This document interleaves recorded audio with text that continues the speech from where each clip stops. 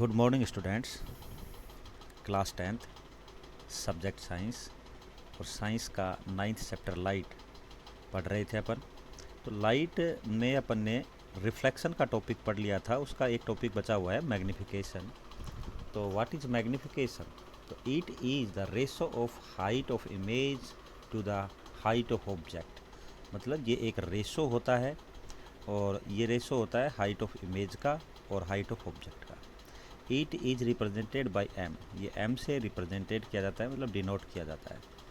तो height of image को H dash से और हाइट ऑफ ऑब्जेक्ट को एच से डिनोट करते हैं, लेकिन कई जगह पर हाइट ऑफ इमेज को -v से और हाइट ऑफ ऑब्जेक्ट को u से डिनोट किया जाता है। तो मैंने तीनों का संबंध लिख दिया है यहाँ पे। इसी के संदर्भ में स्टूडेंट्स बुक में कुछ एग्जाम्पल दे रखे हैं 3 4 5, ये आपको करने हैं जिससे आपको अच्छे से समझ में आ जाएगा मैग्निफिकेशन क्या होता है। उसके बाद है रिफ्रैक्शन। रिफ्रैक्शन क्या होता है देखिए, when light passes through denser medium to rarer medium it bends away from the normal. When it passes from rarer medium to denser medium it bends towards the normal. This phenomenon of bending of light is called refraction of light।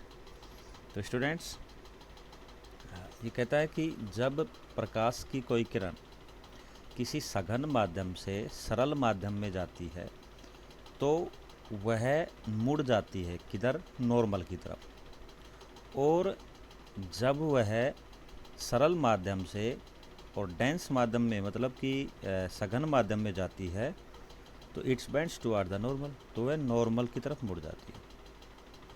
और ऊपर वाले में क्या लिखा था, यहाँ देखिए bends away from normal, वो नॉर्मल से ऊपर की ओर मुड़ जाती है, मतलब नॉर्मल से दूर मुड़ती है पहले में और इसमें नॉर्मल की ओर मुड़ती है। तो the normal this phenomenon of bending of light is called refraction of light. ये रिफ्रैक्शन ऑफ लाइट कहलाता है, ये गुण जो है प्रकाश का वो रिफ्रैक्शन ऑफ लाइट कहलाता है। अब है refraction of light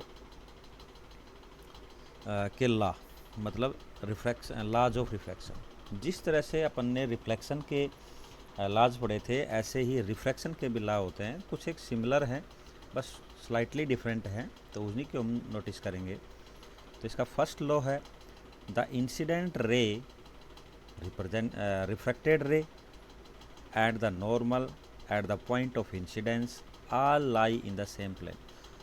this law is same as the reflection. ये रिफ्लेक्शन वाला ही है फर्स्ट लॉ। कहता है कि इंसिडेंट रे मतलब आपतित किरण और रिफ्रैक्टेड रे मतलब अपवर्तित किरण एंड द नॉर्मल और नॉर्मल, तीनों एक ही पॉइंट पर एक ही तल में मौजूद होते हैं। तो ये रिफ्लेक्शन में भी सेम था और इसमें भी सेम है, लेकिन सेकेंड नियम जो है, सेकेंड लॉ जो है वो डिफरेंट है। वो कहता है कि इसको सेकेंड लॉ को स्टूडेंट्स स्नेल्स लॉ के नाम से जानते हैं, और याद रहे ये लॉ क्वेश्चन में स्नेल्स लॉ के नाम से ही पूछा जाता है, इसलिए इट्स इम्पोर्टेंट। सेकेंड है, ये इम्पोर्टेंट है भाई, आपको याद रखना है।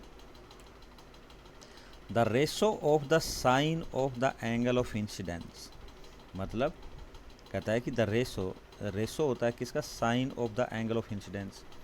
एंगल ऑफ इंसिडेंस मतलब आपतित कोण की जया to the sine of the angle of refraction,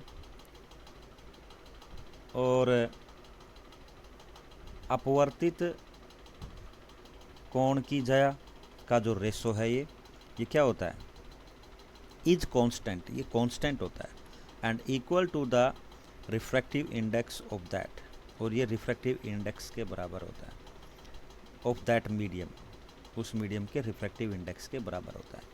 तो इसको शो अप करने के लिए, डिनोट करने के लिए म्यू का प्रयोग किया जाता है। तो म्यू को ऐसे लिखा जाता है, म्यू का प्रयोग किया जाता है। तो mu is equal to sine i बटे sine r is equal to constant, मतलब ये हमेशा स्थिर रहता है, ये वेरिएबल नहीं है, ये नॉन वेरिएबल है। आई साइन आई बटे साइन आर। तो स्टूडेंट्स मैं आशा करता हूँ आपके ये समझ आ गया होगा, आप इसे लर्न करेंगे, राइट करेंगे। Thank you and God bless you.